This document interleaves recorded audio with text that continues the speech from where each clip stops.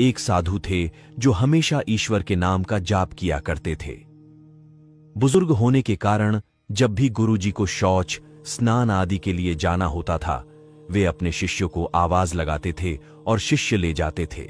धीरे धीरे कुछ दिन बाद शिष्य 2-3 बार आवाज लगाने के बाद भी कभी आते, कभी और भी देर से आते। एक दिन रात को निवृत्त होने के लिए जैसे ही गुरुजी आवाज लगाते हैं, तुरंत एक बालक आता है और बड़े ही कोमल स्पर्श के साथ गुरुजी को निवृत्त करवाकर बिस्तर पर लेटा जाता है।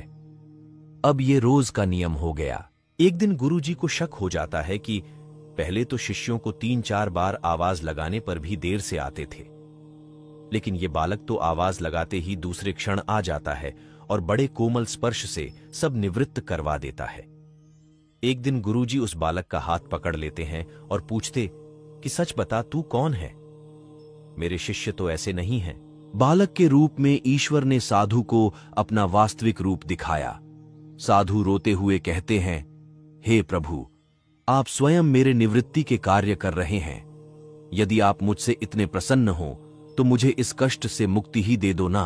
प्रभु कहते हैं, प्रत्येक व्यक्ति को उसके कर्मों के अनुसार जीवन मिलता है और वह अपने कर्मों का फल भोगता रहता है। यही कर्म फल का सिद्धांत है।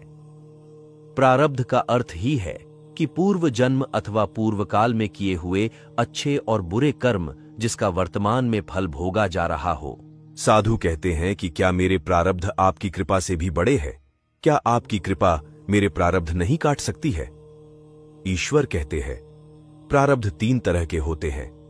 मंद प्रारब्ध मेरा नाम जपने से कट जाते हैं।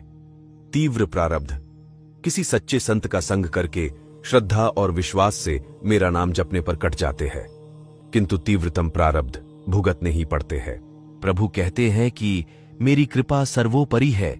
ये अवश्य आपके प्रारब्ध काट सकती है, लेकिन फिर अगले जन्म में आपको ये प्रारब्ध भुगतने फिर से आना होगा। यही कर्म नियम है। लेकिन जो हर समय श्रद्धा और विश्वास से मुझे जपते हैं, उनके प्रारब्ध मैं स्वयं साथ रहकर कटवाता हूं और तीव्रता का एहसास नहीं होने देता हूं।